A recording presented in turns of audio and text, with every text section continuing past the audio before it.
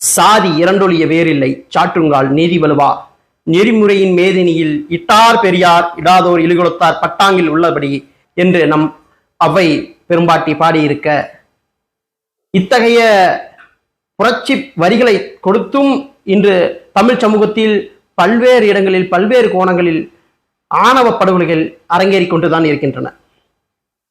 எண்ணற்ற கவின்கள், எண்ணற்ற இளவரசர்கள் இதுபோல் கொல்லப்பட்டு வருகிறார்கள். இந்த சாதிய ஆணவ படுகொலைகளை தடுத்து நிறுத்துவதற்கு அரசு முன்வர வேண்டும், தனி சிறப்பு சட்டம் போட வேண்டும் செந்தமிழன் சீமான் அவர்கள் வலியுறுத்தியிருக்கிறார். இந்த சாதிய ஆணவ படுகொலை எப்படி அரங்கேறுது? பெரியார் காலத்துல இருந்து நீங்க புரட்சி விதைச்சு சாதியை ஒழிச்சிட்டீங்கல்ல, எப்படி சாதிய ஆணவ படுகொலை நடக்குது? இப்படி சாதிய ஆணவ படுகொலை நடக்கும்போது சீச்சி தமிழர்கள் இவ்வளவு இழுக்கானவர்கள் அப்படின்றது ஏதாவது பெருமையான ஒன்று கண்டுபிடிக்கும் போது, ஏதாவது கீழடியோ இல்லை அது மாதிரி பல இடங்கள்ல தமிழ் பெருமை சார்ந்த ஏதோ ஒன்று கல்வெட்டோ இல்லை மரபு சார்ந்தோ ஏதோ ஒன்று இருக்கு நம்ம கிடைச்சிருச்சுன்னு வச்சுக்கோங்களேன், அது திராவிட நாகரிகம், திராவிடர்கள் அப்படின்பாங்க. அப்ப எப்பெல்லாம் இழுக்கா ஒரு விடயம் நடக்குதோ அது தமிழர்கள் மீது தலையிலையும், பெருமையா எப்ப நடக்குதோ அது திராவிடர்கள் மேலையும் அவர்கள் ஏற்றிப்பாங்க.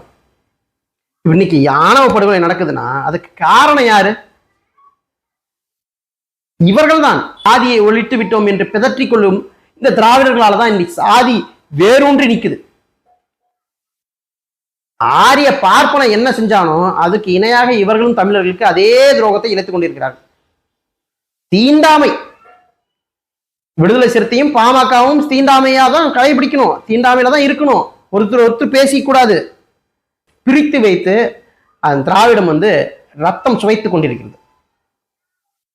என்று இதெல்லாம் உணர்ந்து தமிழ் சமூகம் ஓர்மை பெறுமோ, சாதிய இழிவுகளை தூக்கி சாக்கடையில் வீசிவிட்டு மனிதம் பேணி என்னைக்கு நாம் ஒன்றிய நேரமோ அன்னைக்கு தான் நமக்கு முழு சுதந்திரம் கிடைச்ச மாதிரி அர்த்தம்.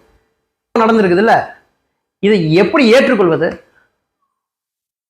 இவர்களெல்லாம் மனிதர்கள் எப்படி நாம் ஏற்றுக்கொள்வது? அவர்களுக்கு ஒரு சிறைச்சாலை, அவர்களுக்கு உணவு, இதெல்லாம் எப்படி பார்ப்பது என்று தெரியவில்லை. ஆணவ கொலை செய்தால் நமக்கு அரசால பெரும் பாதிப்பு ஏற்படும், நாம வாழும் சூழல் இல்லாத போயிடும் ஒரு பயம் ஏற்படணும். அந்த பயத்தை ஏற்படுத்துறதுக்கு கூட நீங்க தயாரா இல்லை. அது பாட்டுக்கு நடக்குது, அது பாட்டுக்கு போகுது. இது என்ன ஒன்னா ரெண்டா? ஒரு பக்கம் சாதிய ஆணவ படுகொலை நடந்துச்சுன்னா இந்த பக்கம் எல்லாம் கூலிப்படை படுகொலை நடக்குது. எதை நீங்க தடுக்கிறீங்க, எதை நீங்க கண்டுபிடிக்கிறீங்க?